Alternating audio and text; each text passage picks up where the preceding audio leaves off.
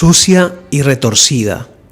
Es la manera más elegante y más suave que encontré para definir la actual política internacional de las grandes potencias y de otras no tan grandes. Vale, siempre la política internacional ha sido sucia y retorcida, pero los niveles de maquiavelismo que estamos viendo en estos días, particularmente a raíz del conflicto en Siria, exceden todo lo conocido. Te voy a pedir, Germán, si por favor me pones el mapa de la zona, o sea, de Siria, bien, Medio Oriente ahí, para ubicarnos en contexto. Primero vamos a hablar de Siria y luego del resto. Siria es miembro fundador de Naciones Unidas, o sea, desde su fundación está integrado a la Organización de Naciones Unidas, a la ONU. Limita al norte con Turquía. Esto es parte del problema. Limita con Irak, un poquito más allá, aunque no se ve, está Irán también. Al sur con Israel y Jordania, al oeste con el Líbano, tiene el mar Mediterráneo enfrente.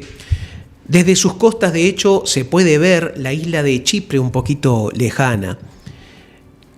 La mayoría de la población, que son 17 millones y medio de habitantes, habla la lengua árabe y profesa la religión musulmana. Dentro de los musulmanes, el grupo mayoritario son los suníes, pero también están los alauitas. De hecho, la familia Bayar, recientemente derrocada, es alauita, y están los chiitas, además de algunas minorías étnicas que conviven no de la mejor manera precisamente.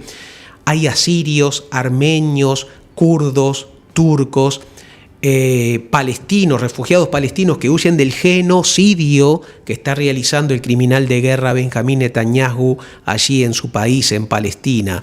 Van decenas y decenas de miles. La última vez que vi la cifra andaba por las 50.000 personas, pero no de guerrilleros de Hamás. Hablo de víctimas. Hablo de víctimas civiles. El 82% de las personas asesinadas por Israel son mujeres y niños. La Corte Penal Internacional ha pedido la captura de Netanyahu por crímenes de guerra. Pero, como justamente esta política internacional es sucia y retorcida, él está tranquilo y puede continuar tranquilo. ¿Qué hubiera pasado si Nicolás Maduro concentrara en una región a la oposición o a un sector de Colombia, por ejemplo, un país fronterizo, e hiciera la millonésima parte de lo que ha hecho Netanyahu en Palestina? ¿Qué estaría sucediendo? Bueno, el Palacio de Miraflores estaría reducido a cenizas en este preciso instante. Pero es Israel, y encima por criticar al gobierno de Israel nos van a decir que somos antisemitas, porque está ese truquito. Cualquier persona de ese país puede decir de nosotros lo que sea, pero nosotros no podemos decir lo que sea, porque hay una ley incluso que está muy mal interpretada, porque una cosa es estar en contra del gobierno israelí y otra cosa es estar en contra de su pueblo. Algún día, quizá, tal vez y con suerte, la historia pondrá en un banquillo a Netanyahu. Por ahora, los que pagan las consecuencias con la excusa del atentado de Hamás, del ataque de Hamás, son niños y mujeres. Guerrilleros han muerto unos poquitos centenares. Estábamos hablando de Siria, volvamos ahí. A lo largo de su historia ha estado dominada por diferentes civilizaciones, algunas de las cuales hoy ni se recuerdan. Les cito algunas. Egipcios, hititas, sumerios, mitanis, asirios, babilonios, cananeos, fenicios, arameos, amorreos. ¿Alguna vez sintieron hablar de amorreos? Persas, griegos, romanos, franceses, aunque lo de Francia fue un poco diferente, porque cuando cayó el Imperio Otomano, terminó la Segunda Guerra Mundial en 1945, emergió Siria como una especie de, no de protectorado, sino de mandato bajo control francés, esa es la terminología adecuada. Formalmente se le dio la independencia a Siria en 1945, el 24 de octubre, pero las tropas francesas recién se terminaron en 1946. y adoptó Siria un modelo de república parlamentaria. Pero desde su inicio, este país emergente ha vivido en total inestabilidad. Estoy buscando algo acá, pero mientras lo encuentro les voy hablando. Desde 1949 y hasta 1963, el año, para ubicarnos en contexto, en que asesinaron a Kennedy en Estados Unidos, Siria sufrió una cantidad de golpes de Estado, un día sí, otro también, golpes de Estado o intentos de golpe. Desde el 8 de marzo de ese año, 1963, asumió el poder el Partido Baaz Árabe Socialista, bueno, lo que allá le pueden llamar socialismo, ¿no? Y gobernó bajo la figura del estado de emergencia durante 48 años. En 1970 llegó al poder el general Hafez al-Assad y gobernó 30 años hasta su muerte, sin que las grandes potencias se preocuparan de alguien que gobierna durante 30 años. Sí se preocupan por Maduro, que ha sido reelecto una y otra vez, vale, pero está lejos de los 30 años, ¿no? En el año 2000 murió el general Hafez al-Assad y asumió su hijo. O sea, era una dinastía gobernante, era una tiranía. El padre y el hijo son tiranos. Pero esto de lo que vamos a hablar no es una película de buenos contra malos, sino de pésimos contra peores, malos contra malos. No es, insisto, un cuento de Hollywood, una película de Hollywood donde hay héroes de un lado y villanos del otro. Hay villanos, y por encima de todos estos villanos está el suprapoder. Y como uno de los tentáculos del suprapoder, porque uno de los tentáculos son los medios internacionales hegemónicos de desinformación, otros el poder financiero, pero también los vendedores de armas, que son los únicos que van a salir ganando de todo este conflicto. Asumió, decía, en el año 2000 Bashar al-Assad, hasta que fue derrocado hace poquitos días y ahora con su familia pidió refugio y tiene refugio político en Rusia por cuestiones humanitarias. 24 años.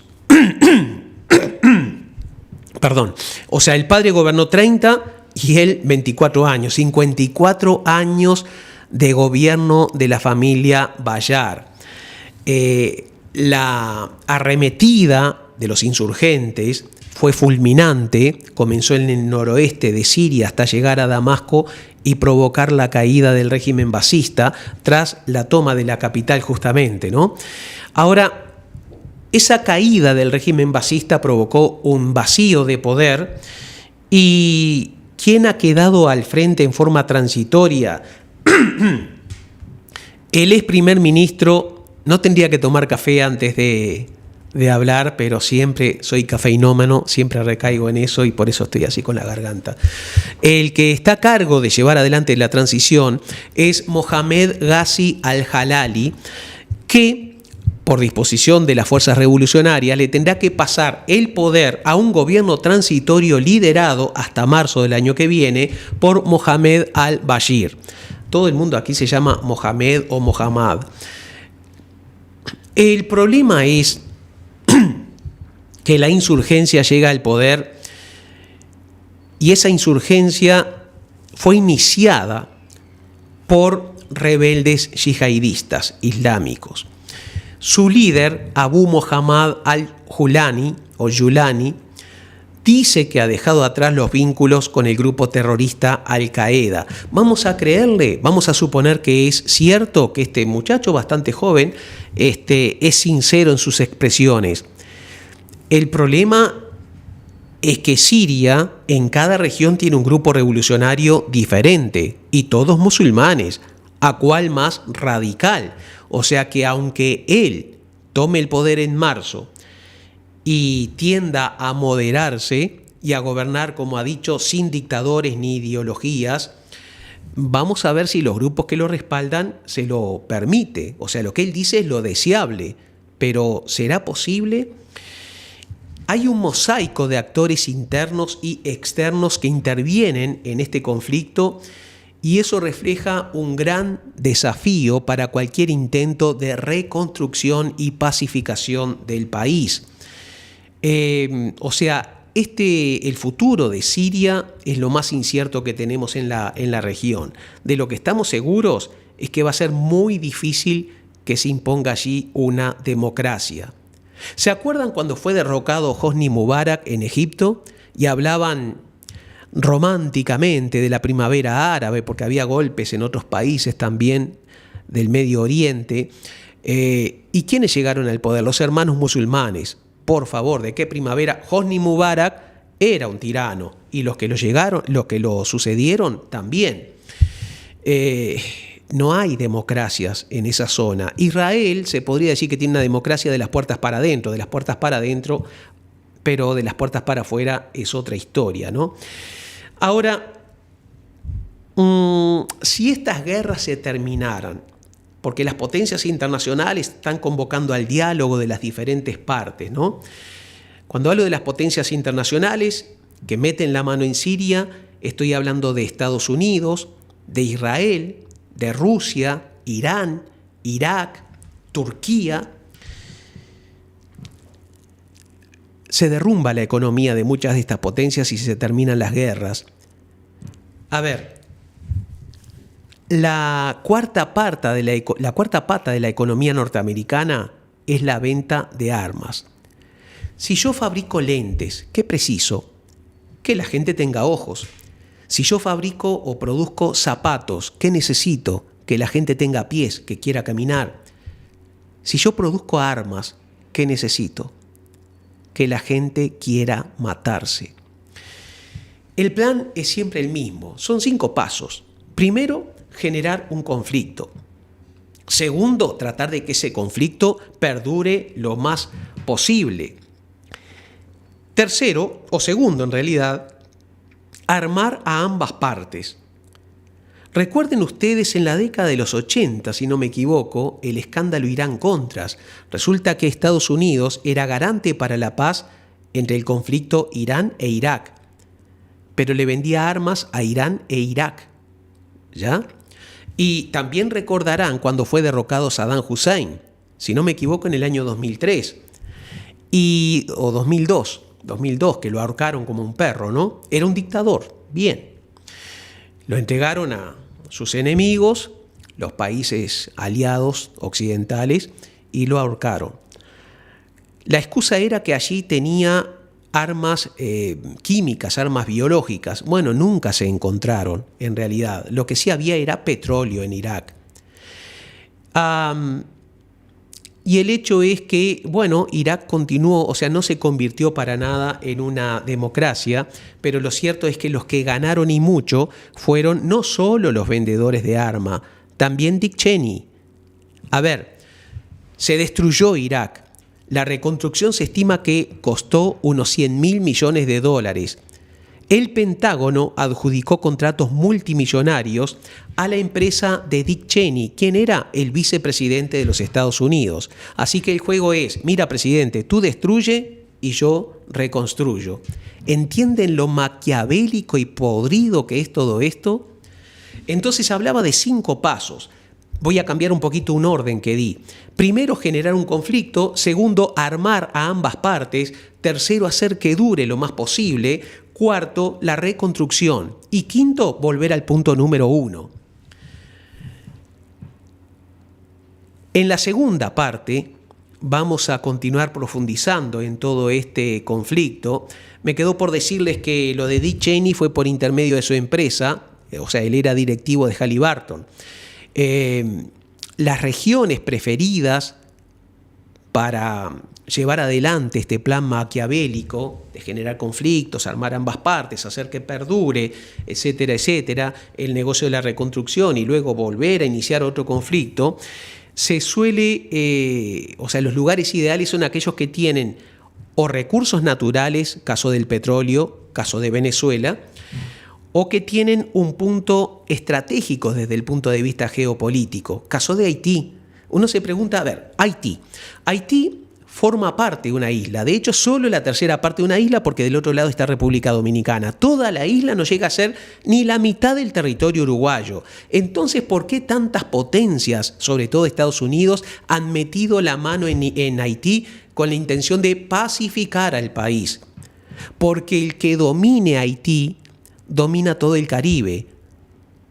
Y considerando que Inglaterra está en las Malvinas, que no son europeas, son sudamericanas, y Estados Unidos domina Haití, entre dos potencias aliadas, cómplices, dominan a todo el continente desde el punto de vista aéreo y naval. Esa es la pura realidad, y lo más correcto hubiera sido haber cambiado la R por la letra T para que quedara más contundente lo que quiero manifestar. Estas palabras obviamente, y sobre todo lo que va a venir a continuación, molestan. ¿Por qué? Porque noticia es algo que alguien en alguna parte, por algún motivo, no quiere que se sepa. Mi nombre es Enrique Ortega Salinas, y por todo esto y muchísimo más, estas son y aquí comienzan Palabras Prohibidas.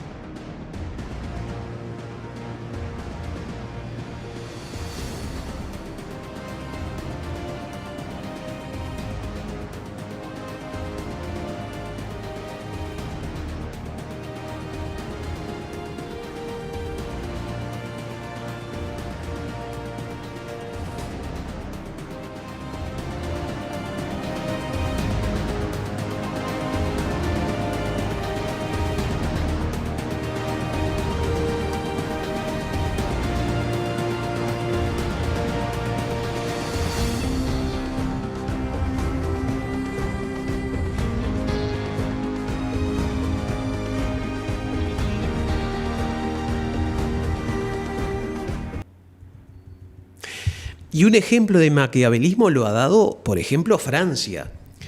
Fíjense esto, en Siria, Francia ha apoyado a algunos grupos insurgentes con vínculos directos con Al-Qaeda, el grupo terrorista. Claro, la idea era combatir a Bashar al-Assad.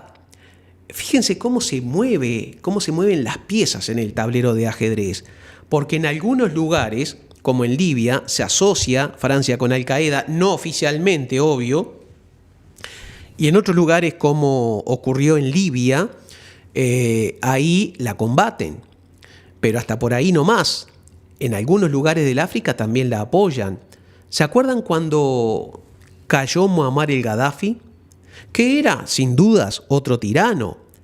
¿Recuerdan? Miren, yo iba a poner un video de cuando capturaron a Gaddafi y cómo la turba lo linchó, cómo lo humilló, cómo lo ejecutó, pero era tan violento, me llamó la atención que él no suplicó en ningún momento, estaba ensangrentado, en ningún momento ni insultó, o sea, nada, se le veía el dolor físico obviamente, pero si quisieron humillarlo ante sus seguidores no pudieron porque no se quejó. Digo, no con esto estoy justificando su régimen, ¿no? Ahora, lo que vino después fue peor de lo que había antes. Y además, en toda esa zona, el líder que más lugar le dio a las mujeres fue Muammar el Gaddafi. Le guste a quien le guste. En cuanto a Francia, decía que había apoyado o apoya en Siria algunos grupos vinculados directamente a Al-Qaeda. Claro, de todas maneras se enfrentó en otras partes del África y en particular en Libia a Al-Qaeda, pero también allí apoyó a milicias insurgentes vinculadas a Al-Qaeda. Entonces uno no sabe quién es amigo de quién. Recuerden esto, los países no tienen amigos, tienen intereses. Obviamente que de manera formal nunca lo aceptaron.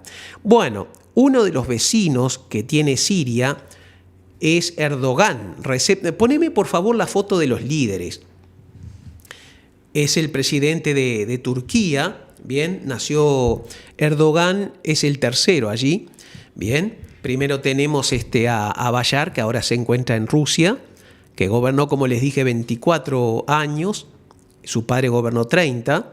Tenemos allí en segundo lugar a Netanyahu, Luego a Recep Tayyip Erdogan, nació en 1954, ¿bien?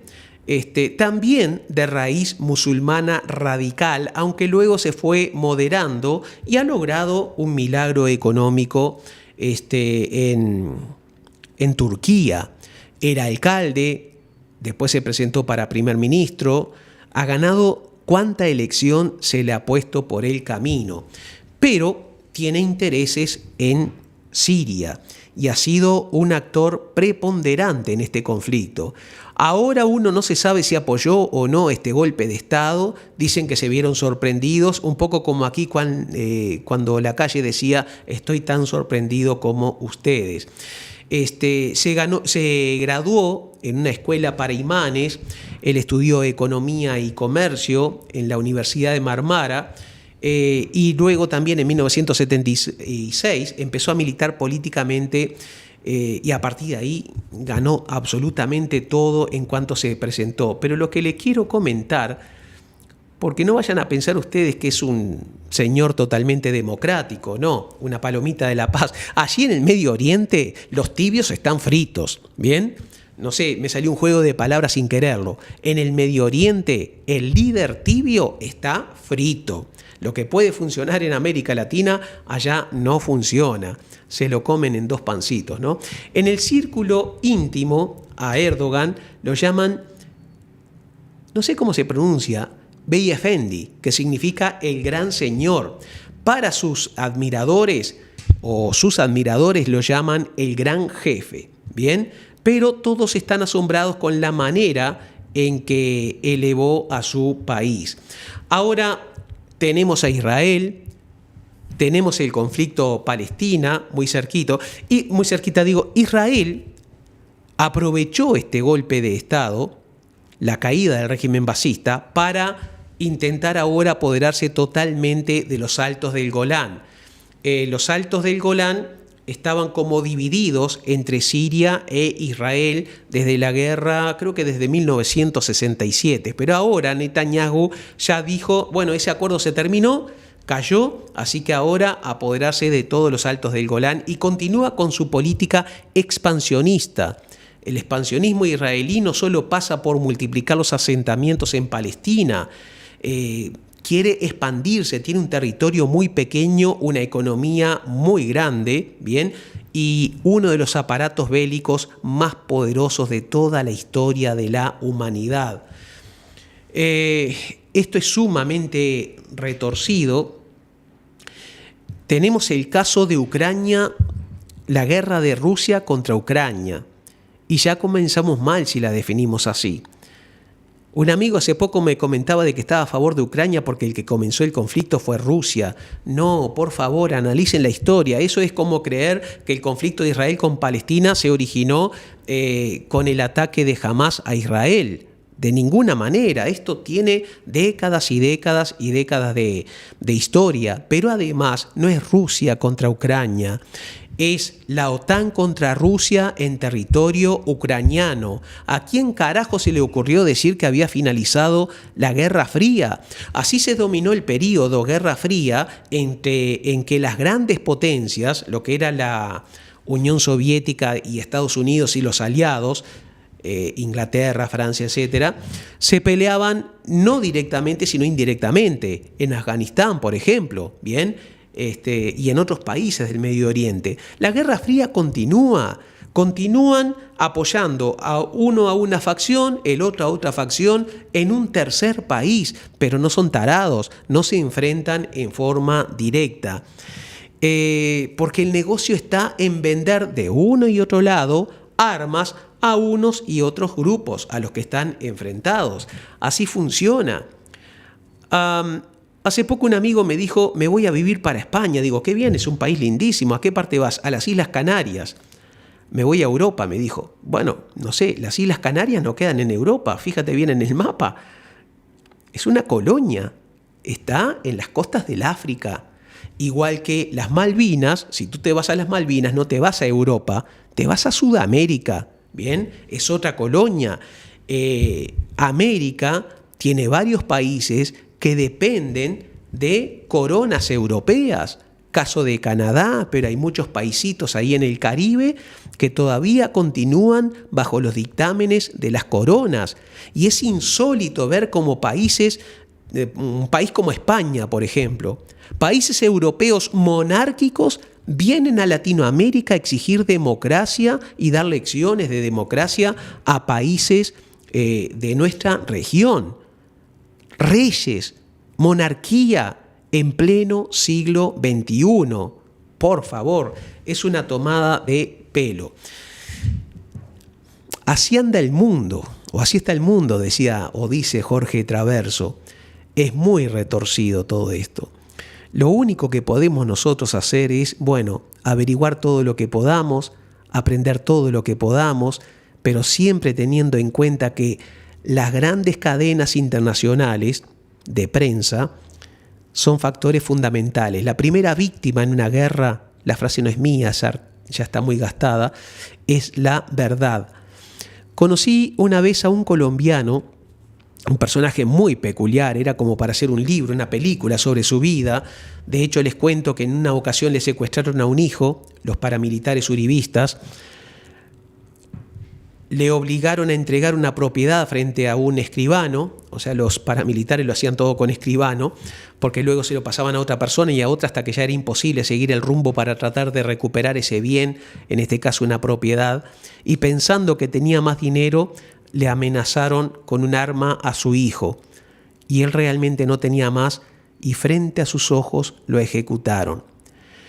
Previamente, siendo más joven, él había viajado a Europa para integrarse, para alistarse en la Legión Francesa. Yo hasta que me lo contó pensé que la Legión Francesa ya no existía, y sí existe. Dice, yo fui con todo el idealismo, aprendí 5 dialectos africanos. Después ya volvió sin esos ideales, ¿no? ¿Y cuál era la misión? Una de las misiones que tenía junto con un amigo. Ambos dominaban los 5 dialectos. Durante 3 meses no se podían lavar los dientes ni bañarse. Se mezclaron en una tribu. Cuando uno dice tribu, acá en Uruguay no tenemos, no estamos hablando de un centenar de personas, estamos hablando de millones de pronto, ¿no? O por lo menos cientos de miles. Dice, nuestra misión era enfrentar a una tribu con la tribu vecina. Luego de que se originaba, que estallaba el conflicto, venían los cascos azules y detrás de los cascos azules los vendedores de armas. Todo el idealismo que tuve se me fue a la basura. Eso lo recordé años después cuando Ñato Huidobro, ministro de Defensa, me contó algo, ¿no? Bueno, no a mí solo, éramos un pequeño grupo hablando con él, hablando de los soldados que iban al Congo y otras regiones del África. Dice, miren, todos los que fueron eran de derecha. Cuando regresaron a Uruguay, luego de ver lo que vieron, no venían siendo de izquierda, pero ya no eran más de derecha. Estas cosas generan un poco de impotencia, porque uno dice, ¿y qué podemos hacer? Y bueno, la verdad, no mucho. Simplemente que Uruguay retome algo que se abandonó en este periodo lacayista, pero que incluso Lacalle primero había mantenido, junto con Sanguinetti, con Valle, obviamente con Tabaré Vázquez y con Mujica, que era la neutralidad frente a los conflictos internacionales, pero una neutralidad que no significaba no participar. Participamos, pero pidiendo la paz, no tomando partido, como se está haciendo actualmente en Venezuela, a favor de una oposición asesina y sumamente violenta. No toda la oposición, por favor, ¿bien?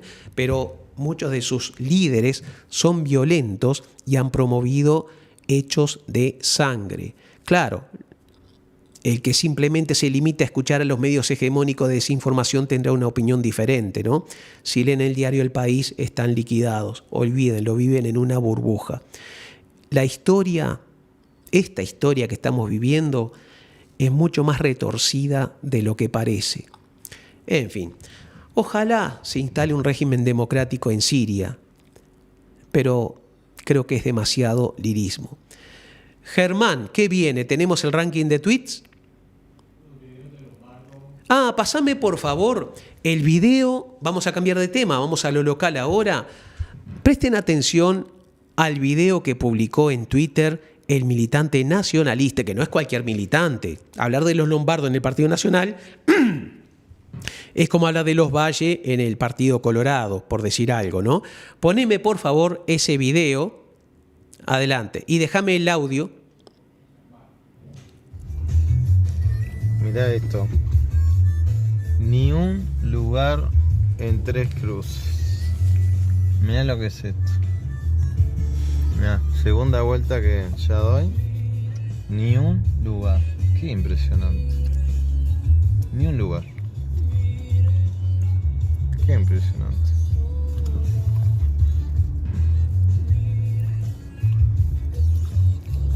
¿Qué lo parió? Bueno, déjalo por ahí el video porque después te voy a pedir que lo repitas. Fíjense el texto con que él acompañaba este video. Ojalá me equivoque y dentro de un año o dos esto no pase a la historia y no estemos envueltos en una crisis. Ojalá, porque votar por y con la camiseta puede salir muy caro para todos.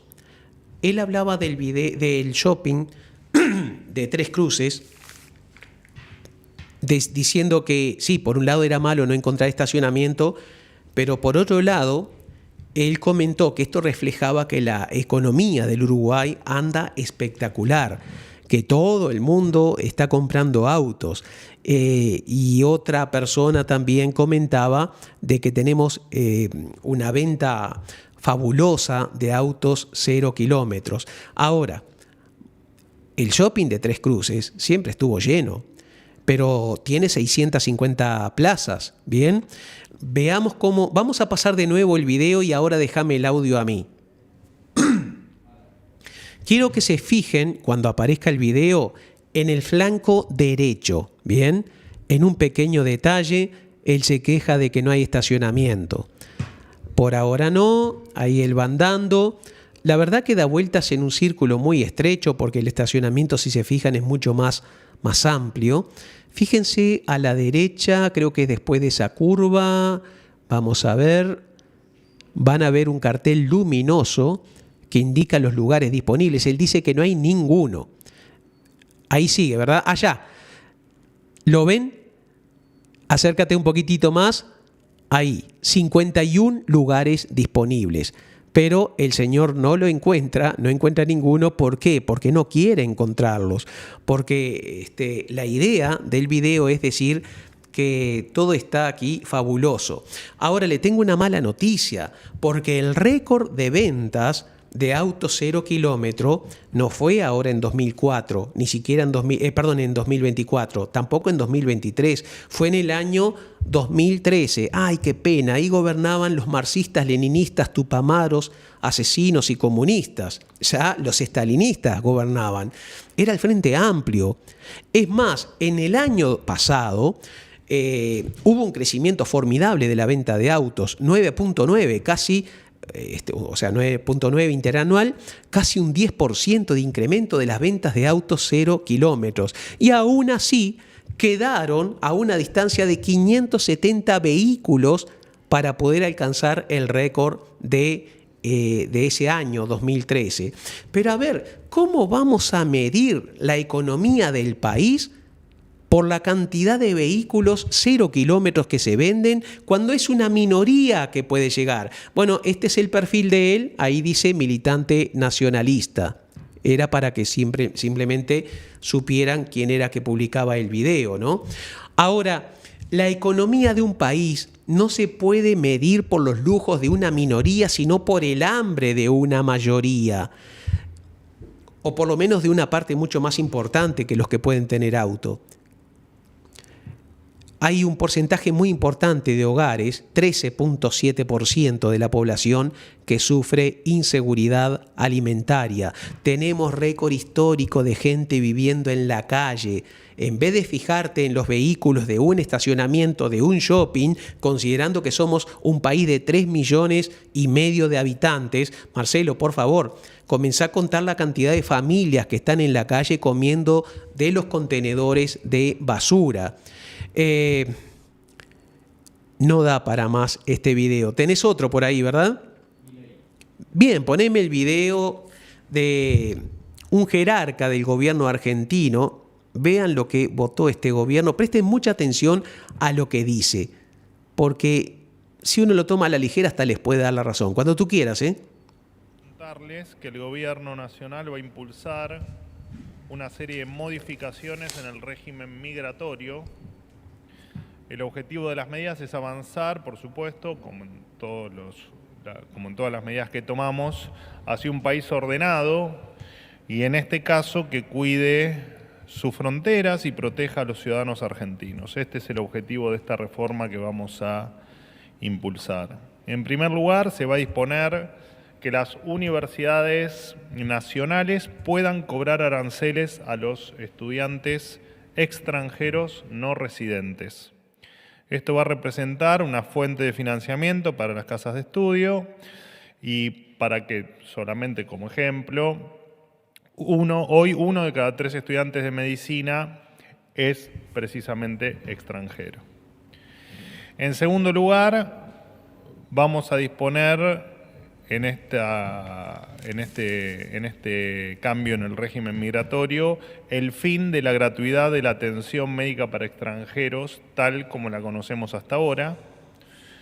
Los organismos nacionales, provinciales o municipales competentes en materia de salud van a determinar las condiciones de acceso al sistema de salud, incluyendo la posibilidad de cobrar el servicio a los extranjeros que no residan en el país. Desde que se tomó esta medida en Salta, por ejemplo, bajó el 95% la atención a extranjeros y se generó un ahorro de 60 millones de pesos, que esto implica desde ya no solo el ahorro fiscal que pueda significar, sino también la mejor atención para el resto de los ciudadanos que efectivamente son residentes de nuestro país. Así que bueno, nos despedimos de los famosos tours sanitarios que son tan conocidos en la República Argentina, por desgracia. Por otro lado, también en esta reforma vamos a incorporar más delitos como causas para impedir el ingreso o que sean justificativo para expulsar a un inmigrante del país. Si a un delincuente se lo atrapa en flagrancia. Bueno, a ver.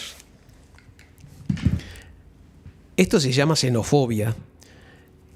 Y este tipo de argumentos son muy peligrosos porque van generando el odio en la población y le están haciendo creer al pueblo argentino que el origen de sus males radica en la presencia de los extranjeros. Es muy peligrosa la mente y la política de Javier Milei, muy peligrosa. A ver, que tú exijas la regularización del extranjero es perfecto, es normal, está muy bien. Pero si la persona está enferma, atendela, después si quieres lo multas o lo mandas a la cárcel o lo devuelves a su país. Pero ahí hay una cuestión humana de principios. No se atrevió ni Donald Trump a hacer esto. En algún momento se habló en Estados Unidos de negarles la atención médica. Van a dejar que se mueran para no gastar dinero, porque todo allá es ahorrar, pero siempre recortan con los más débiles. Hasta ahora no he visto nada que le quite privilegios a los que sí tendrían que expulsar del país, que esa buena parte de los políticos argentinos de todos los sectores, El cáncer que tiene la política argentina tiene mucho que ver con el poder político. En eso tiene razón Milei, pero entran ciertas contradicciones ridículas. Llegó aquí hace pocos días a Montevideo diciendo que odia al Estado, pero él se presenta como jefe de Estado, nada menos. A propósito, durante esa visita hicieron una manifestación.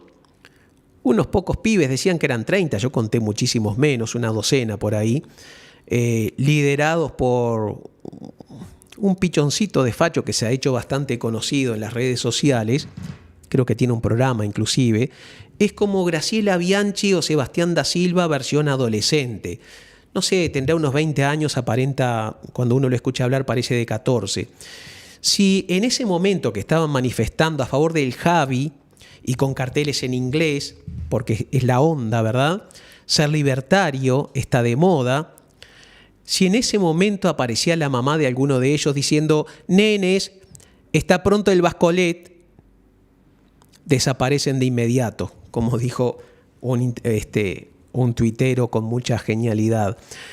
Claro, la apología, mejor dicho, la doctrina libertaria, para explicarlo en palabras sencillas, no tiene nada de nuevo en primer lugar. Es el viejo neoliberalismo, ¿vale? Económico. O sea, aquellos que llegaron a hacerse ricos o que viven cómodos, no quieren pagar impuestos, bien, aunque usan las carreteras, la energía eléctrica, el agua potable. Sí que les gusta mucho el Estado para llegar a tener exoneraciones tributarias, beneficios de todo tipo, auxilios en caso de inundación, auxilio en caso de sequía, auxilio en casos de alguna peste, alguna fiebre que afecte al ganado. Ahí sí recurren y golpean desesperadamente las puertas del Estado. Pero cuando se trata de que el Estado auxilia a los más débiles, no, el Estado es lo peor que hay y hay que destruirlo. Los libertarios lo que hacen es apología del egoísmo. Fíjense que cuando este chico convocó a los demás, en Twitter decía, chicos, yo sé que muchos de nosotros a las 11:45 estamos durmiendo, pero vamos mañana a apoyar al Javi, ¿está? Literal, al Javi, repetía la I, ¿está? Vale. Ninguno de estos trabajó en toda su vida, ¿vale? Siempre son nenitos de mamá, por lo general, los que apoyan la teoría libertaria. Claro, yo estudié estas teorías cuando dentro de la carrera de Derecho está Ciencias Políticas. Y al principio leí el primer libro, digo, mira qué bien, el mercado cómo regula la oferta, la demanda, los precios, me pareció interesante. Luego maduré, fui pasando a libros con mayor profundidad. Javier Milei se quedó impactado con ese primer librito y nunca más salió del kinder de la economía política. Siempre digo, tráiganme a Milei, le pongo a un estudiante de primer año de economía de la facultad aquí de Uruguay y lo hace pomada, porque no admite el menor análisis. Ahora, como me decía Germán, esto es lo que votó el pueblo argentino. Que lo disfruten, que aprendan a votar, ¿ya? Democracia no es solo votar cada 5, depende del país, 4, 5, 6 años. No es solo colocar un sobre, una lista en una urna. Es elegir, sí, pero luego controlar, exigir. Ahora va a asumir en marzo Yamandu Orsi y a nuestro compañero lo apoyamos y estamos muy felices del triunfo. Pero desde el 1 de marzo vamos a estar con lupa exigiendo y controlando, porque ni Yamandu, ni la calle Pou, ni los que estuvieron antes, ni los que vengan después, son dioses que hay que adorar en las faldas del Olimpo. No, son nuestros empleados. ¿Bien? Vamos ahora al ranking de tweets, por favor, y te voy a pedir que los leas. Mucha gente me ha pedido que, como no puede ver bien, que haya alguien que se los lea, así que les dejo con Germán para que lo haga.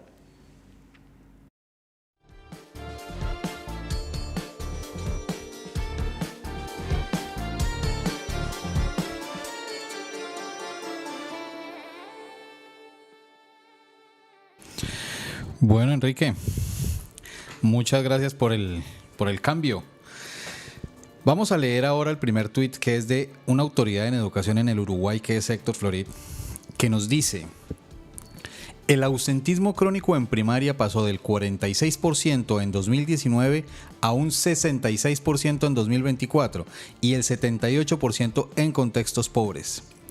El Instituto Nacional de Evaluación Educativa, que es lo que significa la sigla INEED, ratifica datos de asistencia insuficiente, los peores en décadas. Un drama que exige campañas públicas y revisar la promoción automática, evitando la permisividad y el todo vale. Ahora tenemos aquí a un tuitero que firma como Lindolfo Smith y que dice: el ausentismo crónico de escolares, que pasó del 46% al 59% post pandemia, y dice: revertir Esto es tan complejo como crucial para las futuras décadas del país. La brecha en escuelas de contexto crítico es mayor y por tanto acentúa la desigualdad.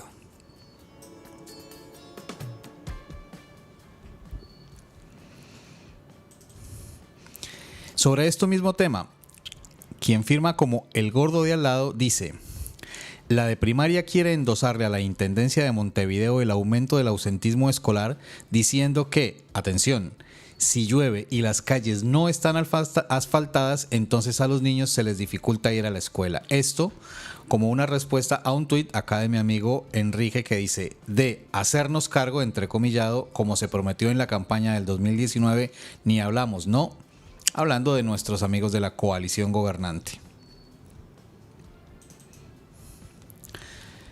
Tenemos ahora este titular de Darwin Correa. Abro comillas y unas comillas enormes para decir: Delgado se lo come a Orsi en 2 panes con fritas y cheddar. Cierro comillas. El edil del Partido Nacional visitó este martes los estudios de Cadena del Mar y se refirió a la campaña electoral de cara a las próximas elecciones del domingo 27 de octubre. Esto es anterior a las elecciones. Delgado se lo come a Orsi en 2 panes con fritas y cheddar. Panes, fritas y cheddar que nuestro amigo Darwin Correa seguramente tiene que haberse comido ya porque parece que el cálculo no le salió. Ahora vamos con un tuitero que se llama Pepe, así. Bueno, pero firma como Valle y Ordóñez 00. Y dice: ¿qué deja Luis Lacalle Pou además de corrupción y clientelismo en Uruguay? Nuestra deuda pública tuvo un aumento grave en estos últimos años. La deuda neta del sector público alcanzó los 33.573 millones de dólares en 2024, un 43% del Producto Interno Bruto. Y la deuda bruta ascendió a 56.312 millones de dólares, que sería el 72% del Producto Interno Bruto. De otro lado, Rafael Di Donato nos dice: a ver si entendí. Ana Inés Martínez, ex periodista de Canal 10, le tienen que pagar porque sufrió acoso sexual, pero que la echaran del canal no configura un despido abusivo. ¿En serio una cosa no tiene que ver con la otra? ¿O al canal le salía más barato el acoso sexual? Raro. Y bueno, tienes razón. Tenemos ahora a Josema Caraballo. Y dice: escuché 3 minutos de la disertación de Milei en ADM. En ese tramo, entre otros dislates, mencionó a Rocky y a Moisés. Da ternura y miedo todo al mismo tiempo. Este tuit es buenísimo. Lo que genera ese buen hombre. Y si uno lo ve y lo oye al tiempo, bueno, pues imagínate. Y bueno, finalmente, nuestra amiga y periodista de la casa, Georgina Mayo, nos dice: 7.000 millones de dólares perdieron los trabajadores en este último periodo. Si la conflictividad fue menor es porque el PIT-CNT apuntó a preservar sus conquistas y no a darse de bomba cuando sabía que las condiciones son negativas para avanzar. Cierra comillas, fueron las palabras del presidente del Frente Amplio, Fernando Pereira. Así que con este último tuit te hago el cambio, Enrique, y nos vemos. Gracias, Germán. Josema Caraballo, por cierto, es periodista de TV Ciudad, que de hecho me hizo una nota que llevaba 30.000 y pico de visualizaciones sobre el libro El otro Luis, Crónicas del Desastre. Antes de entrar en la parte final, les quiero pedir un favor. Si les gusta el programa, tómense la molestia, le dan un like, con eso nos ayudan muchísimo, y compartan. Esto es muy importante, ponerle también compartir en sus redes sociales, porque como verán ustedes, nosotros estamos difundiendo información que no la van a ver en otros medios, va a ser muy difícil, puede haber alguno que otro, pero no en los principales medios hegemónicos, valga la redundancia, ¿no? Vamos ahora a tocar un detalle. El próximo martes va a ser el último programa de Palabras Prohibidas. Este programa no es un programa periodístico. quiero resaltar esa diferencia con otros programas. Este es un programa de opinión, ¿bien? Un periodista normalmente no dice si es de izquierda o de derecha. Yo no soy periodista, soy un escritor. Cuando llegan invitados, la idea no es hacer una pregunta y que el otro hable 5 minutos y uno callado la boca. Sobre eso hay centenares de programas. Bien, la idea es establecer un diálogo, un coloquio. Por eso me van a ver interrumpiendo, intercambiando opiniones como si uno estuviera en una cafetería. Esa es la idea. Pero yo no oculto, a diferencia de algunos periodistas muy conocidos que ocultan que son de derecha porque les da vergüenza o porque se las quieren tirar de objetivos, yo estoy jugado por la causa popular. Soy orgullosamente izquierdista. No sé si quedó claro. Vamos a hablar de las inefables que siempre dan alguna noticia, Gabriela Fossati y Graciela Bianchi. Poneme alguna imagen, vamos a ir comentando. ¿Podés leer, por favor, que yo de aquí no distingo bien? ¿Puedes o si no, lo busco aquí? Sí, claro. Tenemos aquí, esto es una nota de Montevideo Portal que dice: Fossati a votantes de Bordaberry: no deberían olvidar que él es muy amigo de Jorge Díaz. Sí, o sea, Gabriela Fossati, ex fiscal, que confesó públicamente la semana pasada haber operado para salvar al presidente de la República en la causa Alejandro Astesiano, tiene un odio irracional, visceral contra el abogado Jorge Díaz, que integrará, será parte del gobierno a partir de marzo. Poneme la otra imagen porque ese odio se va a ver. Ahí está, pero antes de leer ese, les voy a leer la precuela. Bien.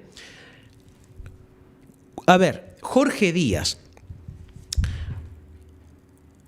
o Yamandu Orsi. Yamandu Orsi aseguró que en caso de llegar al gobierno no va a haber una casa de brujas. Se refería aquí a auditorías, a investigar todo lo que pudiera haber sido extraño durante este gobierno, que de hecho sobran cosas extrañas.